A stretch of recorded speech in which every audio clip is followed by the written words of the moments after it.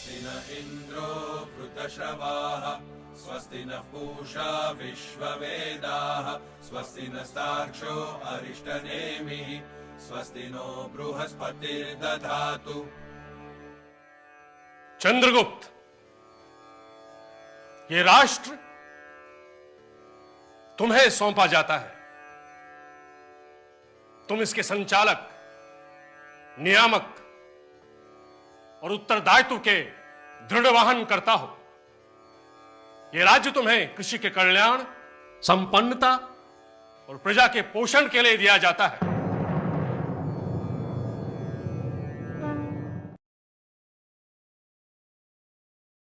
नमस्कार। अभी जो क्लिपिंग आपने देखी वह डॉक्टर चंद्र प्रकाश द्विवेदी के द्वारा निर्देशित धारावाहिक उपनिषद गंगा के एक प्रसंग से है।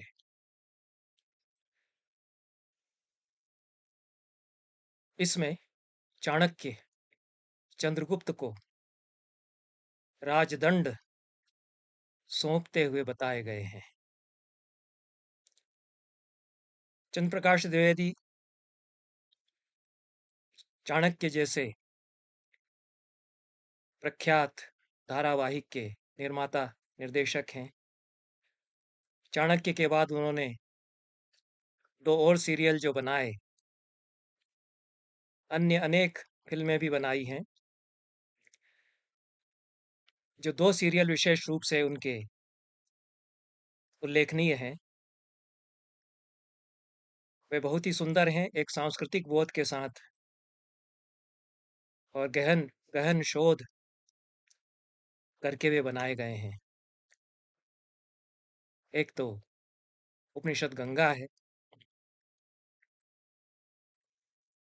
और दूसरा सुराज्य संहिता है, जिसके संसद टीवी पर 13 एपिसोड उपलब्ध हैं।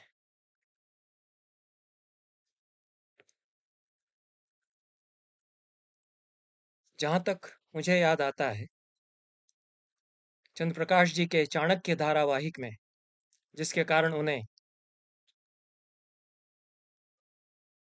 अजर अमर कीर्ति मिली है, इस तरह का कोई प्रकरण नहीं था जो उपनिषद गंगा के इस प्रसंग में दिखाया गया। इस प्रसंग में चाणक्य चंद्रगुप्त को राजदंड सौंपते हुए दिखाई दे रहे हैं, बताए गए हैं।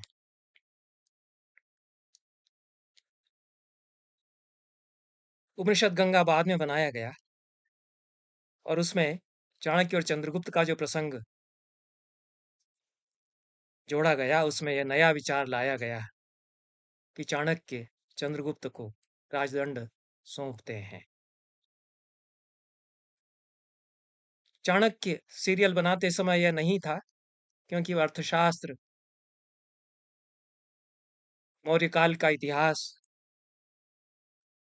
अन्य प्रामाणिक स्रोतों से यह प्रमाणित नहीं हो रहा था, जैसा मैं समझता हूँ। कौटिल्य के अर्थशास्त्र में इस तरह की किसी प्रथा का उल्लेख नहीं है, वर्णन नहीं है कि राज्याभिषेक के समय या सत्ता के हस्तांतरण के समय कोई पुरोहित नए राजा को राजदंड सौंपे।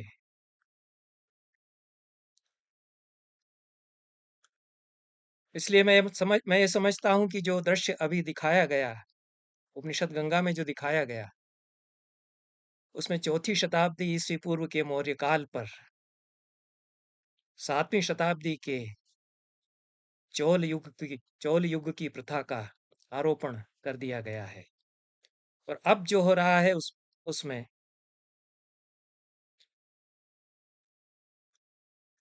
इस प्रथा की चरितार्थता और इसके पुनराविष्कार को हमारे समय में सत्यापित करने का प्रयास किया जा रहा है। और हमारे समय में जो हो रहा है उसके संगतिकरण के लिए, उसे युक्तियुक्त बताने के लिए इसका उदाहरण दिया जा रहा है। हमारे समय में अच्छी बातें हो रही हैं, इस प्रकार से कि अद्भुत, अनोखा, उत्तम संसद भवन बना,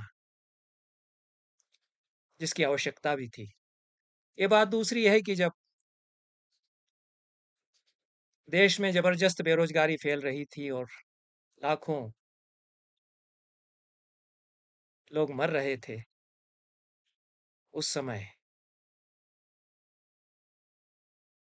1000 करोड़ के विनिवेश के द्वारा यह भवन निर्माण हो रहा था।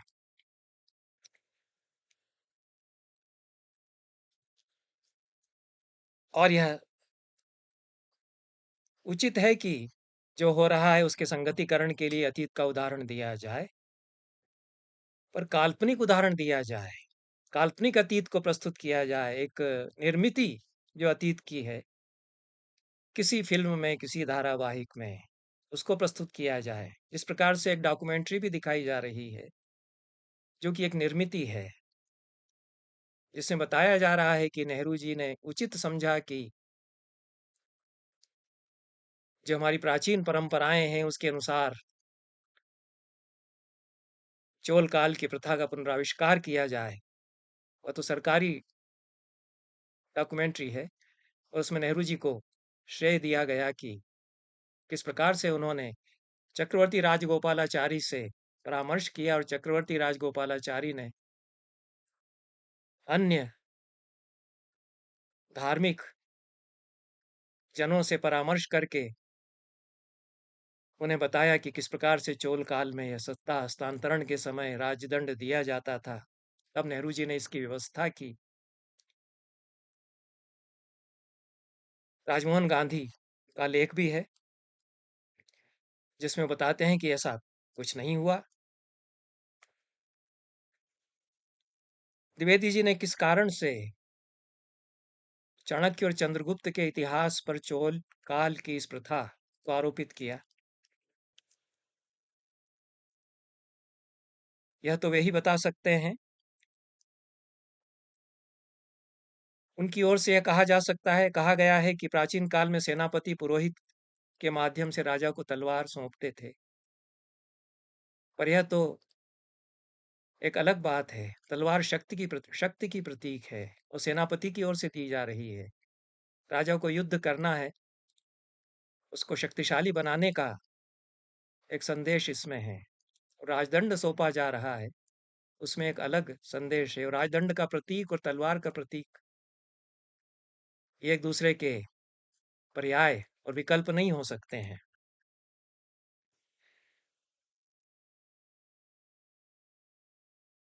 इसलिए ये प्रश्न आता है कि क्या राजदंड जैसी कोई छड़ी, जिसको कि दक्षिण में सेंगोल बाद में कहा गया, वैदिक काल से मौर्य काल तक या गुप्त काल तक भी राज्याभिषेक के समय राजा को सौंपने का रिवाज था। जितना जो कुछ मैं जान सका और जिन विद्वानों को मैं इस क्षेत्र का विशेषज्ञ मानता हूं, उनसे परामर्श के बाद जो समझ सका कि वैदिक काल के ग्रंथों में, ऋग्वेद में, 4 वैदिक संहिताओं में और ब्राह्मण ग्रंथों में जो वेद का ही अंग है, मंत्र ब्राह्मणयोर वेद नामधेयम, मंत्र और ब्राह्मण मिलाकर वेद कहे जाते हैं।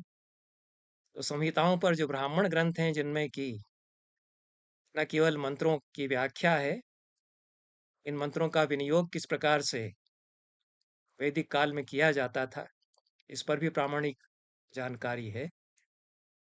इनमें संहिताओं में और ब्राह्मण ग्रंथों में राज्याभिषेक के समय राजदंड पुरोहित की ओर से समर्पित किए जाने के आचार का वर्णन प्राप्त नहीं होता। शतपथ ब्राह्मण के 5वें कांड के 3 और 4 अध्याय में राज्याभिषेक का विधान बताया गया है। ऐतरेय ब्राह्मण में तो विस्तार से राजसूय यज्ञ के समय किस प्रकार से अभिषेक होगा, अभिषेक विधि और महाभिषेक विधि, इंद्र की महाभिषेक विधि कैसे होगी और फिर राजा की महाभिषेक विधि कैसे होगी, इसका विशद वर्णन किया गया है। ये अत्यंत प्रामाणिक ग्रंथ हैं वैदिक काल के शतपथ ब्राह्मण तो ऋग्वेद का ब्राह्मण है, ऐत्रेय ब्राह्मण भी उसी प्रकार से अत्यंत ही महत्वपूर्ण ब्राह्मण है। दोनों में राजदंड देने का, सौंपने का विधान नहीं बताया गया है। शतपथ ब्राह्मण में पुरोहित के द्वारा राजा की पीठ पर दंड से प्रहार करने का विधान अवश्य बताया गया है, जितना मैं समझ सका। और छड़ी जैसी कोई वस्तु राजदंड के रूप में सौंपी जाए राजा को, ऐसे विधान का कोई निर्देश प्राप्त नहीं होता है। जो राजा की पीठ पर प्रहार किया जा रहा है, उसके निहित अभिप्राय यह है कि धर्म तुम्हारे ऊपर है, धर्म दंड्योसी, धर्म तुझे दंड देगा। यदि तू अपने आप को अदंड्य घोषित कर रहा है कि मैं दूसरों को दंड देता हूं, मैं स्वयं अदंड्य हूं, मुझे कोई दंड नहीं देता, तो उसकी पीठ पर प्रहार किया जा रहा है, वो शायद छड़ी से किया जा रहा होगा, किसी अच्छे मजबूत हथियार से ही किया जा रहा है, ताकि उसको लगे, उसको एहसास हो कि मैं मनमानी नहीं कर सकता, मैं न्याय तो करूंगा, धर्म संगत न्याय में करूंगा और दंड दूंगा तदनुसार, लेकिन मुझे मनमानी करने का अधिकार नहीं दिया जा रहा है, क्योंकि धर्म मुझे दंड देगा, धर्म दंड्य में हूं। और जितने राजा हमारे यहाँ हुए, उनमें कुछ अत्याचारी तानाशाह राजाओं को छोड़ करके मुगल काल तक अनेक मुगल बादशाहों ने भी इस विधान का पालन किया, क्योंकि बताया जाता है कि मुगल काल में भी इसका उपयोग होता था, राजदंड का उपयोग किया जाता था। तो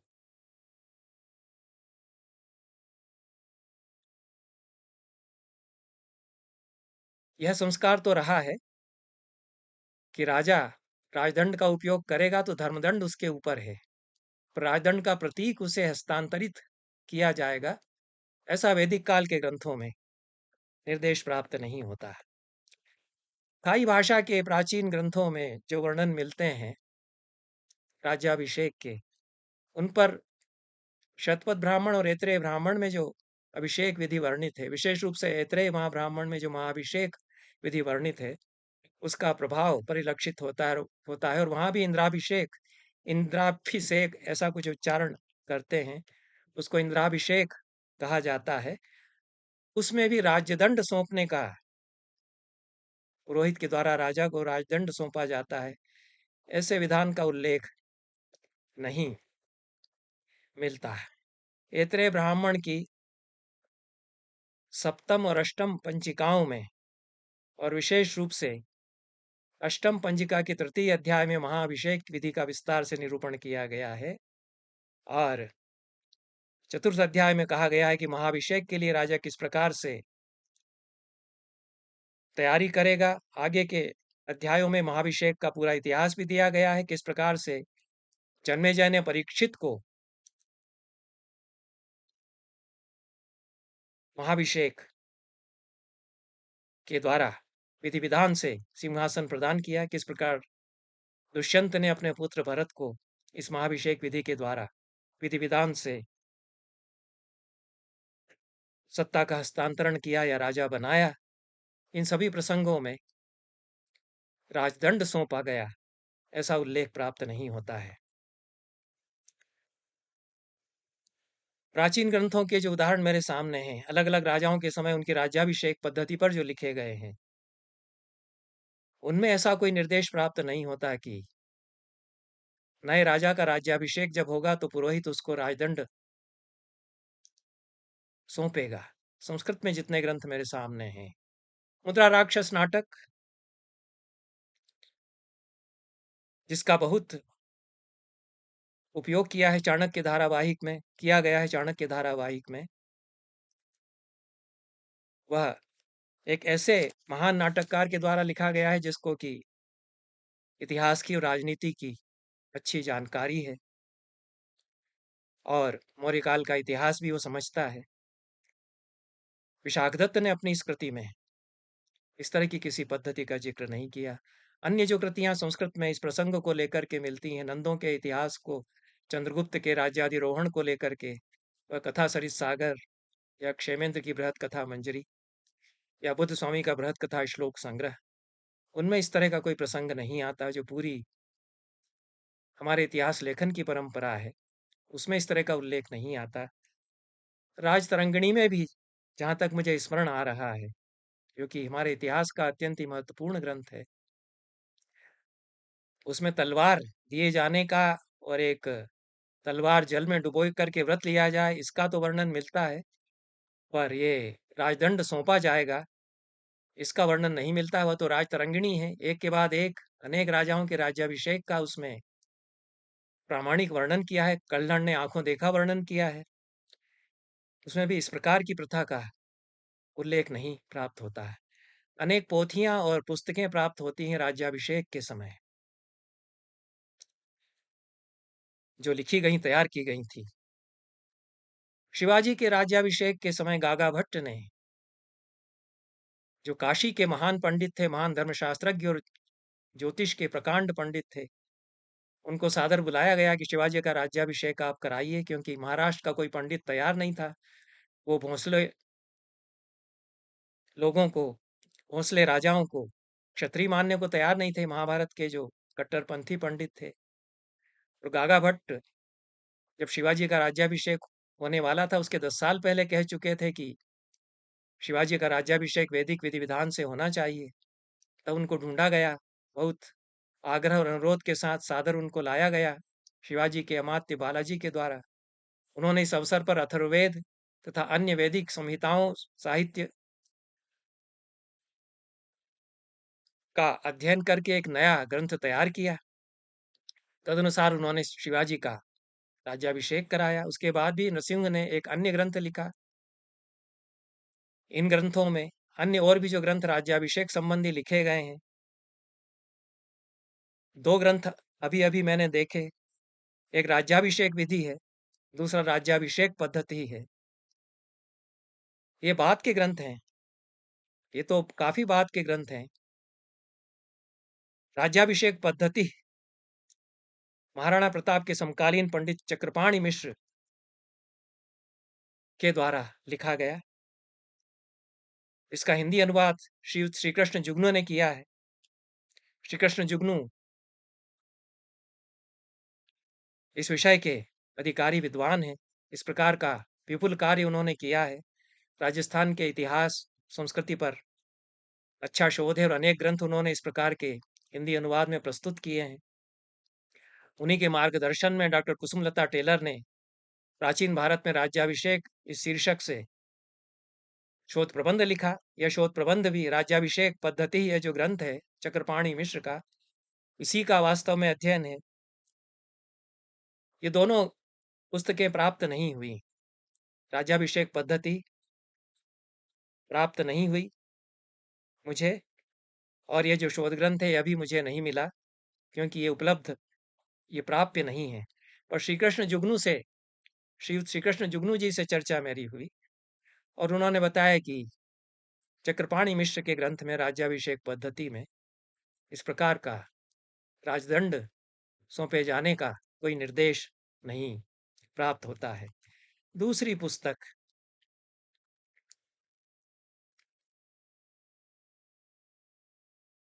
राज्याभिषेक विधि है, उसकी भी चर्चा हम करेंगे। प्राचीन काल में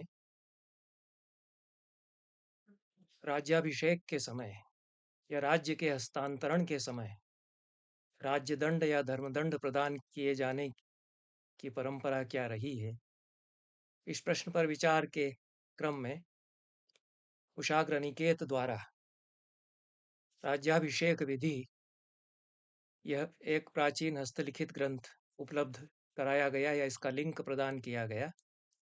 मैंने लिंक खोलकर इस ग्रंथ को, पांडुलिपि को आद्यंत पढ़ने का प्रयास किया। सुंदर सुवाच्य देवनागरी अक्षरों में यह लिखी गई है। श्लोक रचना बहुत सुंदर है। कुल 63 पेज इसमें हैं। 31 फोलियो हैं, 31। कवर के 2 पेज मिला करके एक पन्ना कवर का, एक फोलियो कवर का मिलाकर के 63 पेज बनते हैं। राज्याभिषेक विधि, यह मुख्य कवर पर ग्रंथ का नाम लिखा है, नीचे वाजवाह कौस्तुभे, ऐसा सप्तमी विभक्ति में पद दिया है। वाजवाह कौस्तुभ नाम के किसी बड़े ग्रंथ का यह भाग है, इससे यह पता चलता है। द्वितीय जो पृष्ठ है कवर के फोलियो का, उस पर राज्याभिषेक पद्धति रियम इतना लिखा हुआ है, यह राज्याभिषेक पद्धति है। प्रथम फोलियो का जो पहला पेज है, उसमें सूचना दी गई है कि वाजवाह राजा की आज्ञा से कौस्तुभ निबंध नामक बड़े ग्रंथ के भाग के रूप में यह राज्याभिषेक विधि लिखी जा रही है। और दीधिति, एक प्रकार की दीधिति नाम की टीका यह उस ग्रंथ पर है, या उस टीका का यह भाग है। इसके प्रणेता अनंत देव हैं। राज्याभिषेक विधि वाजवाह कौस्तुभ के अंतर्गत यदि लिखा गया है तो यह उसकी टीका स्वरूप कुछ है, ऐसा इससे प्रतीत होता है। दीधिति इसका नाम है। वाजवाह नृपतेरनुज्ञया तस्य कौस्तुभ निबंध गामिनी दीदिति सदभिषेक गोचरानंत देव विदुषा प्रतन्यते। सुंदर छंद है, भाषा भी बड़ी अच्छी है, और जिसने भी लिखा है अच्छा लिखा है। कुशाग्र जी ने सूचित किया कि महाराणा प्रताप के पुरोहित ने यह ग्रंथ लिखा था, ऐसा उल्लेख मुझे इसमें कहीं नहीं मिला। और जहां तक मैं देख सका, इसमें पुष्पिका नहीं है, अपूर्ण ही यह ग्रंथ है। 63वें पेज पर या 31वें फोलियो पर पुष्पिका न होने से किस समय लिखा गया, ऐसी सूचना मेरे देखने में नहीं आई। हो सकता है मुझसे देखने में छूट गई हो। आद्यंत अवलोकन करने के पश्चात धर्मदंड या राज्यदंड जैसा कोई पदार्थ, वस्तु राजा को राज्याभिषेक के समय सौंपी जाती होगी, ऐसा उल्लेख इसमें कहीं नहीं प्राप्त हुआ। और पूरा ग्रंथ पठनीय है। इसमें राज्याभिषेक विधि का वर्णन तो उत्तरार्ध में ही किया गया है। लगभग इसका आधा भाग राजा के अधिकार, राजा के दायित्व, मंत्रिमंडल, अमात्य आदि की नियुक्ति, पुरोहित की नियुक्ति कैसे राजा करे, राजनीति, षाड्गुण्य, ये कौटिल्य में जो बताया गया है, उस सब की शिक्षा इसमें लगभग आरंभ के 15 फोलियो में दी गई है। और उसके पश्चात गृह निर्माण की विधि बताई गई है, जहाँ राज्याभिषेक आदि होगा, और फिर राज्याभिषेक विधि का वर्णन है। तो इसमें मुझे कहीं राजदंड या धर्मदंड के सौंपने का उल्लेख फिलहाल देखने पर प्राप्त नहीं हुआ। और भी सूक्ष्मता से मैं इसका पुनः अध्ययन करूंगा। और राणा प्रताप के पुरोहित के द्वारा यह लिखी गई है पांडुलिपि या पुस्तक, ऐसा भी मुझे आपाततः उल्लेख इसमें नहीं देखने को मिला। किस काल की यह पांडुलिपि है, यह भी इससे स्पष्ट नहीं होता है, परंतु सुपाठ्य ग्रंथ है और इसको आगे और भी पढ़ा जा सकता है। रचना सुंदर है। आरंभ में जो मंगलाचरण किया है, उसी से प्रतीत होता है कि कोई अच्छा कवि है, वैष्णव कवि है, भक्त कवि है। और वैदिक काल तथा उसके पश्चात लिखे गए साहित्य के अतिरिक्त राज्याभिषेक विधि और राज्याभिषेक पद्धति अन्य कतिपय संदर्भ ग्रंथों का भी मैंने अवलोकन किया कि कहीं राजदंड पुरोहित के द्वारा सुपुर्द किए जाने की प्रथा का प्राचीन संस्कृत साहित्य में क्या उल्लेख आया है। H.G. रानाडे ने बहुत परिश्रम से इलस्ट्रेटेड डिक्शनरी ऑफ वैदिक रिचुअल्स तैयार की है। यह बहुत अच्छा संदर्भ ग्रंथ है, और इसमें वैदिक कर्मकांड के जितने पारिभाषिक शब्द हैं और उनमें प्रयुक्त होने वाले जो उपकरण हैं, सचित्र उनका विवरण प्रामाणिक संदर्भों के साथ दिया गया है। इसमें धर्म शब्द है, पर धर्मदंड शब्द नहीं है, राजदंड शब्द भी नहीं है। ए मैकडॉनल और एबी कीथ, आर्थर एंथोनी मैकडॉनल और एबी कीथ, इन दोनों विद्वानों ने वैदिक index of names and subjects, इस नाम से बहुत अच्छी डिक्शनरी 2 भागों में तैयार की थी। ये डिक्शनरी अभी भी बहुत ही उपादेय है, इसका कोई विकल्प नहीं है। यद्यपि वैदिक कोश अन्य हैं और यह बहुत अच्छी डिक्शनरी, इलस्ट्रेटेड डिक्शनरी ऑफ वैदिक रिचुअल्स भी है, पर इतने वर्षों के अपने अध्ययन के आधार पर मैं कह सकता हूँ कि इसका विकल्प हमने अभी तक भी, इसके विकल्प में कोई ग्रंथ ऐसा हमने अभी तक भी कदाचित तैयार नहीं किया। इसलिए इसको भी मैं उलटता पलटता हूँ। इसमें भी धर्मदंड और राजदंड ये शब्द मुझे नहीं मिले, जबकि जितने पारिभाषिक शब्द हो सकते थे वैदिक संहिताओं के और शौत सूत्रों के और ब्राह्मण ग्रंथों के, सभी का सविवरण इसमें अच्छा संकलन किया गया है और उन पर प्रकाश डाला गया है।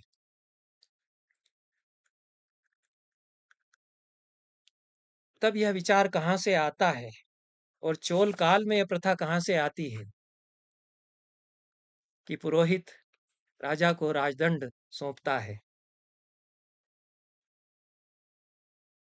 यह दक्षिण की प्रथा तो है, इसका शिलप्पदिकारम में भी वर्णन मिलता है। कुछ मूल रूप में इस रूप में वर्णन मिलता है कि एक दंड है जो इंद्र का प्रतीक है। वह नाट्यशास्त्र में भी है। नाट्यशास्त्र में तो उसको जर्जर कहा गया है। विघ्न जब होता है नाट्य प्रयोग में तो इंद्र जर्जर के प्रयोग के द्वारा विघ्नों को जर्जर कर देते हैं, और यह इंद्र का प्रतीक इंद्रध्वज के रूप में स्थापित किया जाता है फिर, और वह एक दंड का प्रतीक भी होता है कि जो विघ्न करेंगे उनके ऊपर दंड का प्रहार किया जाएगा। जितने भारत के प्राचीन पारंपरिक नाट्य हैं उन सभी में प्रायः ये जर्जर आता है। प्रस्तावना के पूर्व जो पूर्वरंग किया जाता है, नाटक आरंभ होने के पहले जो कुछ कर्मकांड किया जाता है उसमें जर्जर लाया जाता है। नाट्यशास्त्र के पहले अध्याय में ही बताया गया है कि इंद्र ने जर्जर के प्रयोग के द्वारा जो लोग विघ्न कर रहे थे उनको भगा दिया। नाट्य के प्रयोग में जो बाधा डाल रहे थे, जिन्होंने रंगमंच पर हमला कर दिया था, और वह जर्जर इंद्र का वज्र नहीं है। इंद्र का हथियार तो वज्र माना गया है, पर यहाँ यह प्रथा आ गई कि वो एक छड़ी है, वो एक बांस का डंडा है। वज्र का प्रयोग वहाँ इंद्र ने नहीं किया और वह इंद्र का जर्जर कहा गया। तो नाट्यशास्त्र भी दक्षिण में पहुंचा, कदाचित उसके प्रभाव से, या इंद्र की कथाएं जिस रूप में पहुंची हैं दक्षिण में, जो शिलप्पदिकारम में भी है कि वहां पर इंद्र का नहीं बल्कि जयंत का प्रतीक बना करके इस प्रकार का एक दंड लाया जाता है, उसको स्थापित किया जाता है। तो यह कर्मकांड दक्षिण में तो प्रचलित हुआ, यह प्राचीन वैदिक साहित्य में और संस्कृत की परंपराओं में इसका उल्लेख मुझे नहीं मिला। लेकिन इसको इस प्रकार से प्रक्षेपित किया गया जैसे कि सुदूर अतीत का और वैदिक प्रथा का पुनराविष्कार कर दिया गया है। और यदि पुनराविष्कार ही करना था इस रूप में, तो जो मूल प्रथा है उसको स्वीकार करना चाहिए था। मूल प्रथा कई क्षेत्रों में अभी भी चली आ रही है और भारत के बाहर के देशों में भी जनजातियों में यह प्रचलित है, जो शतपथ ब्राह्मण के उल्लेख से हमको पता चलती है कि वह राजदंड नहीं है, धर्मदंड का प्रतीक है। और धर्मदंडियों सी इस अभिप्राय के साथ कि धर्म तुझे दंड देगा, इस अभिप्राय के साथ जो पुरोहित है वह राजा की पीठ पर प्रहार करता है। यह भी उल्लेख मुझे मिला। यह श्री कृष्ण जुगनू जी ने संदर्भ मुझे कुछ भेजे हैं, उसमें तो यह इस प्रकार की घटनाओं का भी उल्लेख आता है कि कई भारत के बाहर के देशों में जनजातियों में यह प्रथा है कि जो नया राजा बनता है उसकी पीठ पर दंड प्रहार किया जाता है, जोर से किया जाता है, और कभी-कभी इतने अधिक जोर से बार-बार किया जाता है कि एक आध बार किसी घटना में उस नए राजा की मृत्यु भी हो गई। सौभाग्य से हमारे देश में ऐसा कोई उदाहरण नहीं है, नहीं हुआ, नहीं हो सकता था। और यह जो चेतावनी है इसका अवश्य महत्व है। दंड प्रहार उसकी पीठ पर, नए राजा की पीठ पर करके पुरोहित जो चेतावनी देता है। इसलिए यदि इस प्रथा को पुनराविष्कृत करना था तो इस रूप में किया जाना चाहिए था कि जिस आदमी को यह दंड सौंपा जा रहा है उसकी सौंपने की बजाय उसकी पीठ पर प्रहार किया जाए। मूल प्रथा तो यही थी कि उसकी पीठ पर प्रहार किया जाए, उसको ये बताने के लिए कि तुम मनमानी नहीं करोगे, सत्ता के मद में, अहंकार में इस तरह से फूल करके गुब्बारे की तरह तुम नहीं हो जाओगे कि उस गुब्बारा फूटने की नौबत आ जाए। यह अपने आप को ईश्वर मान करके और तुम दुराचार नहीं करने लग जाओगे। ईश्वर माना गया है राजा को, लेकिन जब तक धर्म सम्मत शासन करते हुए प्रजा उसको ईश्वर के रूप में देखे तभी तक वह ईश्वर है, नहीं तो ईश्वर नहीं रह जाता, फिर वह धर्मदंड हो जाता है। इस प्रकार से सिंदूर आदि से पुती हुई मूर्ति तभी तक ईश्वर है जब तक हमारी श्रद्धा उस पर है और हम उसको पूज रहे हैं। ईश्वर जब हम उसको मानना बंद कर देते हैं तो पत्थर रह जाती है। प्रजातंत्र में किसी व्यक्ति की ईश्वर रूपता तभी तक हो सकती है जब तक जनता की दृष्टि में वह पूज्य है।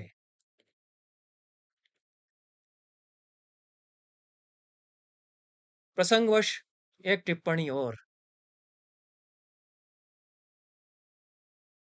इस बात को लेकर के, इस चर्चा को लेकर के मैं करूंगा।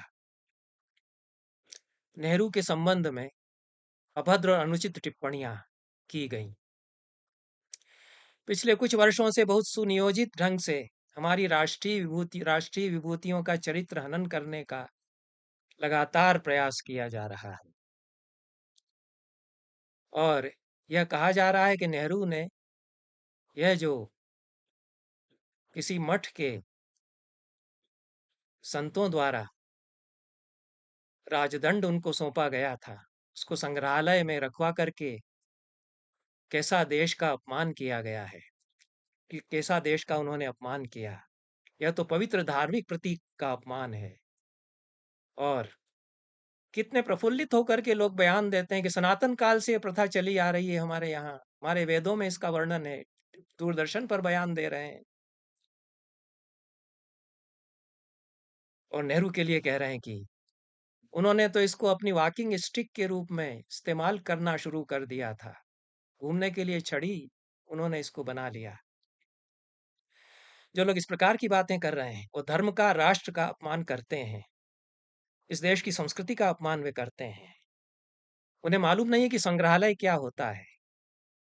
संग्रहालय राष्ट्र के मंदिर हुआ करते हैं, उनका महत्व समझा जाना चाहिए और उनका महत्व समझाया भी जाना चाहिए। जो अपर निरक्षर नेता हैं उनको थोड़ी ट्रेनिंग दे करके बताया जाना चाहिए कि संग्रहालय क्या होता है, वह भी एक मंदिर की तरह ही होता है। और नेहरू को एक जो सांस्कृतिक बोध था, एक डिस्कवरी ऑफ इंडिया लिखने वाले लेखक का जो सांस्कृतिक बोध हो सकता है, जिसने अपने अतीत को, इतिहास को समझा है, तदनुसार उन्होंने यह न्यायोचित कार्य किया कि उन्होंने एक संग्रहालय में उसको रखवाया।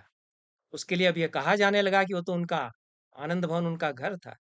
1930 में मोतीलाल नेहरू ने राष्ट्र को समर्पित कर दिया जो स्वराज भवन, जिसमें कि भारत छोड़ो आंदोलन की रूपरेखा रची गई और अनेक राष्ट्रीय आंदोलन संबंधी महत्वपूर्ण उपक्रम वहां से किए गए और संग्रहालय उसको बना दिया गया, देश को सुपुर्द कर दिया गया, सौंप दिया गया। उसके संबंध में कि उन्होंने अपने घर में उसको रखवा करके और छड़ी की तरह इस्तेमाल वो करने लग गए थे और बहुत अपमानजनक ढंग से यह भी दिखाया गया, एक स्लिप नीचे लगा करके, कि यह नेहरू की घूमने की छड़ी है। पीयूष बबेल है जिन्होंने जवाहरलाल नेहरू पर अनेक वर्षों तक अध्ययन करते हुए प्रामाणिक कार्य किया। नेहरू स्वप्न और यथार्थ उनकी किताब है, चर्चित किताब है। उन्होंने बताया कि नेहरू तो घूमने की छड़ी का इस्तेमाल करते ही नहीं थे।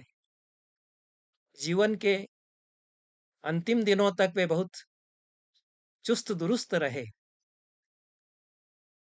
भले ही चीन के आक्रमण के बाद चीन ने जो धोखा दिया, उससे कुछ विषादग्रस्त वे हुए, पर ऐसी उनकी स्थिति कभी नहीं हुई कि वे धरती पर टिका-टिका करके कोई छड़ी लेकर के हाथ में चलें। गांधी जी जिस प्रकार से चलते थे, अनशन के बाद इतने वो कमज़ोर हो जाते थे कि या तो वो किसी के कंधे पर हाथ रख कर के चलते थे और हाथ में छड़ी लेकर के उसको टिका करके तो चलते ही थे। कभी कोई बहुत छोटा-सा बच्चा उनकी छड़ी का एक सिरा सँभाले उनको धीरे-धीरे ले जा रहा है या भाग रहा है, वो उसके पीछे चल रहे हैं। गांधी जी की तो ये स्थिति हो सकती है, पर नेहरू की ये स्थिति कभी नहीं हुई कि वो वॉकिंग स्टिक का इस्तेमाल करेंगे। यह बताया गया मुझे कि एक बेट वो हाथ में लेकर के घूमने निकलते थे, वो 1 फुट, 1.5 फुट का की छोटी रॉड हुआ करती है, जो स्वस्थ लोग अपने हाथ में लेकर के चलते हैं घूमने के लिए, उसका इस्तेमाल तो वो करते थे। अब जो इतना सोने का राजदंड उनको सौंपा गया है, उसको घूमने की छड़ी के रूप में वो हाथ में लेंगे और उसको हाथ में लेकर के चलेंगे। ये कुछ ज़्यादा ही हो गया और ये किया जा रहा है, ये जो अति है। जिन लोगों से मैंने परामर्श किया, उनमें विशेष रूप से वैदिक साहित्य के उल्लेखों के लिए मैं डॉक्टर प्रवीण पंड्या के प्रति कृतज्ञता ज्ञापित करता हूँ। उन्होंने यजुर्वेद का भाष्य निर्मित करने में पिछले कुछ वर्षों से अथक परिश्रम उन्होंने किया है और वह बहुमूल्य योगदान उनका होगा वैदिक साहित्य के अध्ययन के लिए। अन्य जिन लोगों से भी मुझे महत्वपूर्ण जानकारियाँ प्राप्त हुई हैं, उनके प्रति मैं आभार प्रकट करता हूँ। बहुत-बहुत धन्यवाद।